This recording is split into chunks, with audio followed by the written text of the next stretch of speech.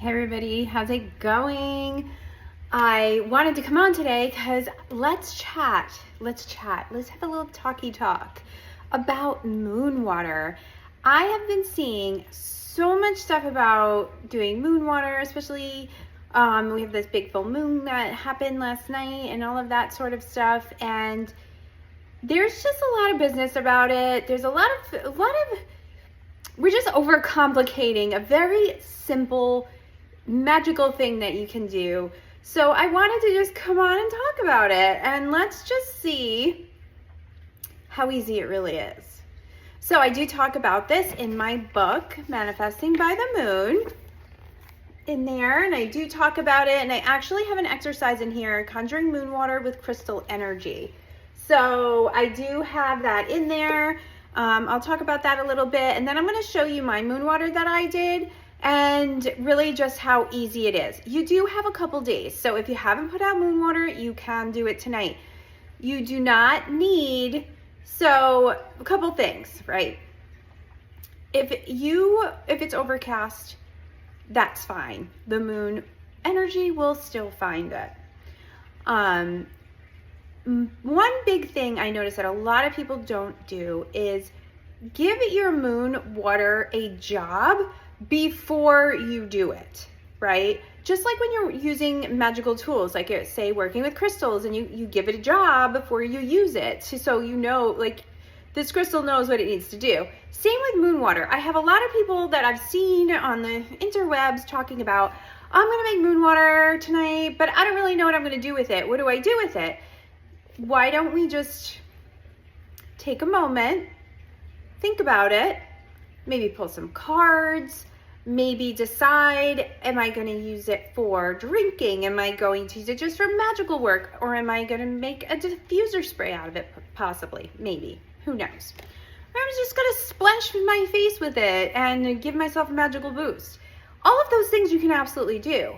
But giving your moon water a job before you do it really helps to direct the energy, and then it, the water knows what it's doing. The moon energy knows what it is fortifying that water for. So that's something that's very simple to do that a lot of people don't take the time to actually figure out beforehand. So that is my hot tip for you as far as with making moon water.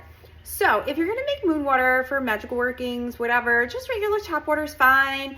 And at that point, if there are water safe crystals you wanna use and put in it, you can, but definitely do your research because it can ruin some of the crystals. And do not drink that water, okay?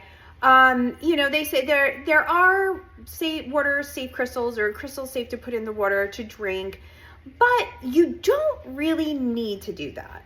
So what you can do instead, say you want to make drinkable moon water, is of course use drinkable water, clean container, all of that, and take the crystals and put them on a dish and put that jar of moon water or whatever your vessel is right in the middle, and just surround it. Put them on top, put them on the sides, put it all around this moon water, and then put it on your windowsill, outside, whatever you choose to do. That will have the absolute same effect as putting it in the water. I don't recommend that because you just don't know, and there's a lot of variables, and sometimes people have reactions to things and you don't even realize it. So why do that if we don't have to? And you don't. You could put it right outside of your moon water vessel and it will work perfectly. And I feel like it gives you a lot more options. Instead of being tied to those couple of crystals that are good for water, then you can use any one you want. And I think that's, way more powerful as well. So I think, I'm trying to think if there's anything else that I had seen in the last couple of days that made me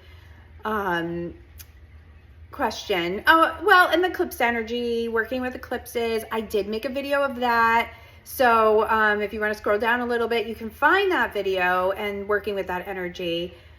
If it's not for you, that's totally fine. If making moon water is not for you, totally fine. Just don't scare other people about it. Don't, your beliefs are your own, and that's wonderful. And if you want to share them in an educational way, that's wonderful. But trying to scare people like, don't do it, it's all chaotic, oh, this, that, and the other thing. Listen, we know that the eclipse was coming. We know that the new moon's coming and the full moon's coming. Like, these are kind of, you don't want to say scheduled events, but kind of. So there's no reason to be worried about them. It's more of educating yourself and knowing what the energy is, how it works for you, how you want to work with it, and going from there. So try not to get caught up in all the hubbub and all of that sort of thing. I mean, don't get me wrong, I love a good funny meme. I'll even make them sometimes, but it's really just for fun, just to, why not, right? For, you know, get a good laugh. We all need a good laugh. So I think that, you know, when it comes down to it, definitely try doing moon water, and you can do moon water different phases of the moon. You don't have to wait for the full moon. You don't have to wait for the new moon. You can do it throughout any phase. And the really important thing too is to label it. And I'm going to show you, when I show you my moon water, I label the moon phase, I label what zodiac it's in, I label what it's for, and then I will label the date and all of that. How long does moon water last? I mean, it's water with energy in it. So, you know, over time, I think it does fade. If you're going to make it for a specific reason, you know, go ahead and just use it for that reason, and it will last. And then if that phase happens to come up again, then you can recharge it in that way. But if you feel that you're done working with it, just dispose of it and then make new water. You know, you can make it in the waning gibbous moon. You can make dark moon water. You can make first quarter moon water. Like, if you need some really quick, like, boost of energy to take some big actions, first quarter moon water, fantastic. So I do talk about all of this stuff in my book, and working with each phase and figuring out which phase actually works best for you as well. And knowing that is really important. So make that moon water, put the crystals around it, you know, give it a job, give that moon water a job, really important. And in my book here, like, I also named some crystal suggestions for each moon phase. And that's really, you know, it's really up to you what you want to use.